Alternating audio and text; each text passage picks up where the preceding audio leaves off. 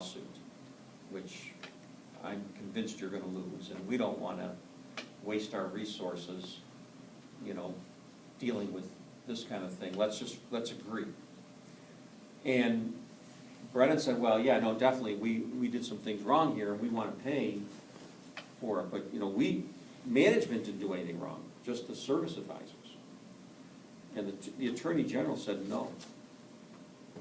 The Attorney General said, I will not sign off on any agreement until management acknowledges its role and responsibility in this sort of thing. And so he got Brennan to say that management was responsible for creating an environment in which mistakes did occur.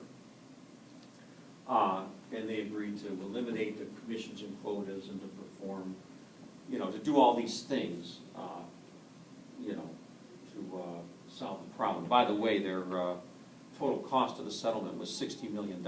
This is just, you know, the, you know, out-of-pocket costs. Doesn't include the loss of, the cost of lost reputation and the fact that people like me are talking about this with you 20 years later. So yeah, I mean that was just exactly what we're talking about there. That what the Attorney General insisted on is that Sears acknowledge that this is a bad character. This is sort of like saying to that little boy who didn't steal anything. Now you go to his parent. You say, you know what? I got to tell you something. You know, not for nothing, but your son was really just about to steal. And he, you know, he sees the cop and he doesn't. But I mean, if I were you, I'd do something, you know, as the parent of this child. And the parent says, well, he didn't steal anything, did he?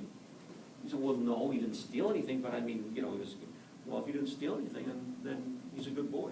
No, that's not true. And by the way, I'm not the only one who feels that way, as you're about to see. Federal sentencing guidelines agree with me. Not as if this is my idea, but what I'm saying here. Okay. So what our concern is, okay, see, places like Sears don't necessarily reflect a culture or management that really sets out to harm or deceive people.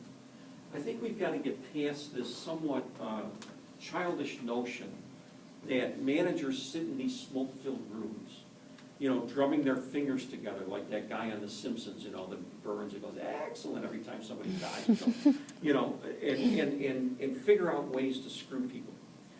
That, I think, is unfair, naive, and, you know, unfair. But what I think is fair is that management can be unaware, insensitive to these kinds of concerns, indifferent to these kinds of ethical considerations. In other words, management's posture is we're amoral. We're not immoral. We're just amoral. You know, we just have organizational goals, and that's what we focus on. And, you know, then we go to church on Sunday or whatever, or temple or mosque or whatever, and that's how we act moral, but not at work. Yes, sir. You kind of touched on it. I mean, it almost seems like it's a human capital strategy or motivation strategy that they were using to kind of be more profitable, and it kind of just went wrong. But what it did is it gave people the opportunity to make the decision of whether they wanted to be ethical or not, and management didn't really, you know, oversee that at all. And so it kind of left it open to those mechanics to make a decision, which they never should have been put in that position to make. Yeah, and here's the thing. I think that's well said. And I will go on to say it this way. Let's say you're the leader, the manager of a department.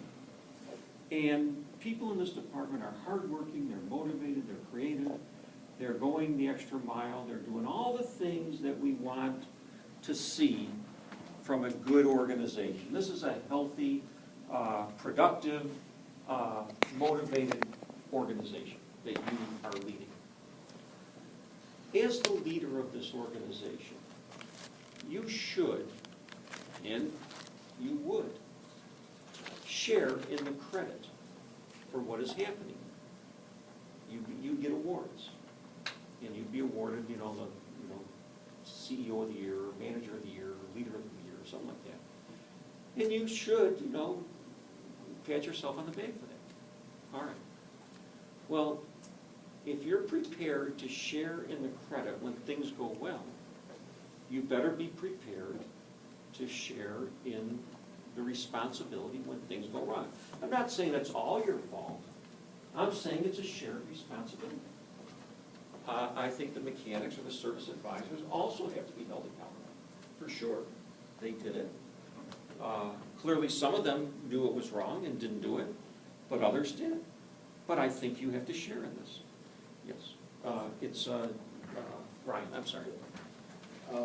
In these type of situations with Sears and the little boy that didn't steal, I think implicit is the same as explicit. When you put them in a situation like that and you don't do anything to correct it, it's just like saying, don't steal, or, you know, just go ahead and steal. Right. Because you caught. You know, in some ways, implicit is exactly the same. That'd be like me, you know, giving an exam. Let's say I give a multiple choice exam to a group, classroom. I've got 100 undergraduates in a classroom auditorium, and I give them a multiple choice exam, and I walk out of the room. I say, look, I'm going to leave for an hour, you know, work on the exam, and I'll be back in an hour. And I come back, and I discover that there was cheating on the exam. And at that point, I just, you know, wring my hands, and I, you know, act so surprised and so hurt and so offended. How could you do this to me? No, I don't think that's the right attitude at all. I think that teacher, that professor, ought to ask himself the question, why did you create the environment which made it so easy for people to do something like that? I'm not saying they should have done it. They were wrong to do it, those that did it.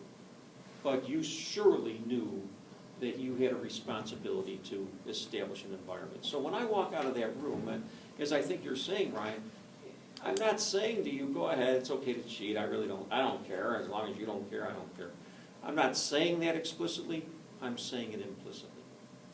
I think that's fair. I think that's fair. Yes, Zach? So when organizations create these strategies, and, you know, in the Sears example, with the incentives, how do they avoid creating these environments? Is there a process that they can use in the end when they've, you know, narrowed it down to 2 or 3 ideas that they can implement and kind of get an idea of whether there's ethical boundaries that they might be pushing? Yeah, I think you do, when you start to add a moral lens, now look at this, you know.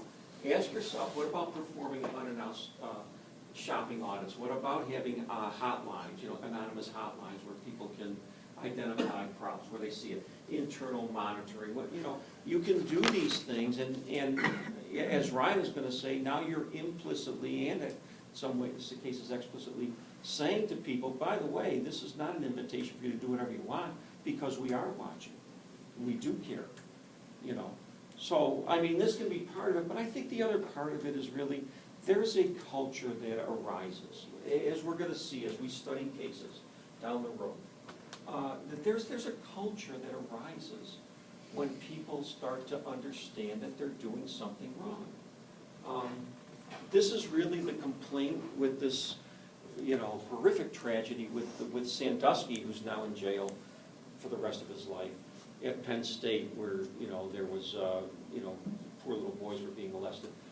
The question didn't just arise, what about this guy Sandusky? But the question arose, who's looking the other way when these things are going on?